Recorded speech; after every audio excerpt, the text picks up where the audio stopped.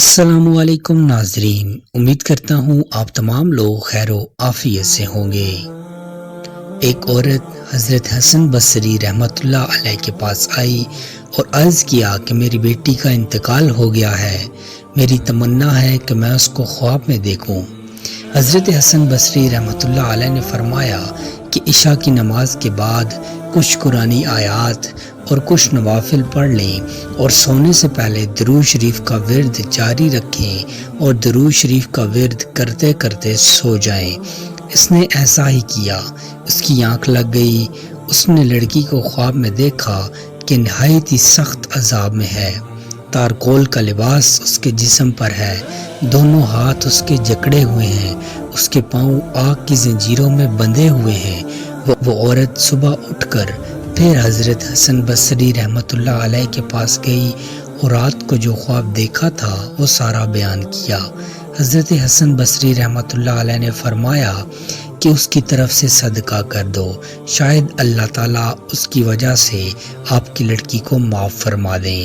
اگلے دن حضرت حسن بصری رحمۃ اللہ علیہ نے خواب میں دیکھا کہ جنت کا ایک باغ ہے، اس میں ایک بہت اونچا تخت ہے اور اس پر ایک نہایت خوبصورت اور حسین و جمیل لڑکی بیٹھی ہوئی ہے، اس کے سر پر ایک نور کا تاج ہے۔ وہ کہنے لگی، حسن بصری، تم نے مجھے پہچانا؟ حسن بصری رحمۃ اللہ علیہ نے فرمایا کہ میں نے آپ کو نہیں پہچانا۔ کہنے لگی، میں وہی لڑکی ہوں جس کی ماں کو آپ نے قرآنی آیات اور درود شریف پڑھنے کا حکم دیا تھا۔ حضرت حسن بصری رحمۃ اللہ علیہ نے فرمایا کہ تیری ماں نے تو تیرا حال اس کے بالکل برعکس بتایا تھا جو میں دیکھ رہا ہوں۔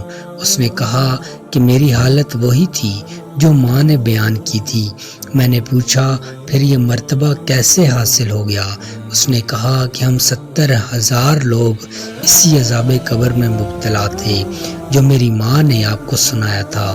صالحین میں سے ایک بزرگ کا گزر ہمارے قبرستان پر ہوا، انہوں نے ایک دفعہ درود شریف پڑھ کر اس کا ثواب ہم سب کو پہنچا دیا۔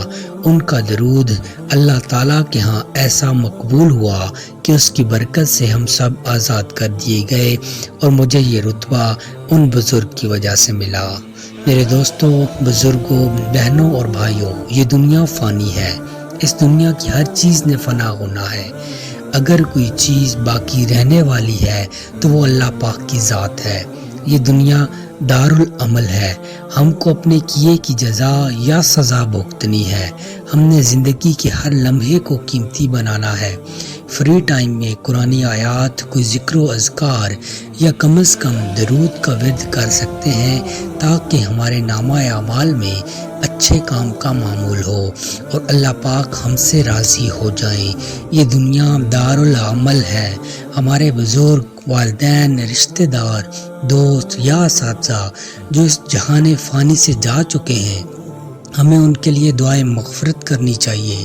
کوئی بھی قرآنی آیات، ورد یا درود پاک پڑھ کر ان کی روح کو ایصال ثواب پہنچانا چاہیے، کیونکہ ممکن ہے ہماری چھوٹی سی کاوش سے جو لوگ اب اس دنیا میں نہیں ہیں اللہ ان کو بخش دے، کیونکہ اللہ پاک بہت مہربان، رحم اور کرم کرنے والا ہے۔ اس کے خزانوں میں کوئی کمی نہیں ہے، جو بس بہانہ ڈھونڈتا ہے اپنی مخلوق کو بخشنے کا۔ امید کرتا ہوں آپ کو ہماری آج کی ویڈیو پسند آئی ہوگی۔ مزید ایسی انفارمیٹیو ویڈیوز دیکھنے کے لیے چینل کو سبسکرائب کر لیجئے۔ جزاک اللہ خیرہ۔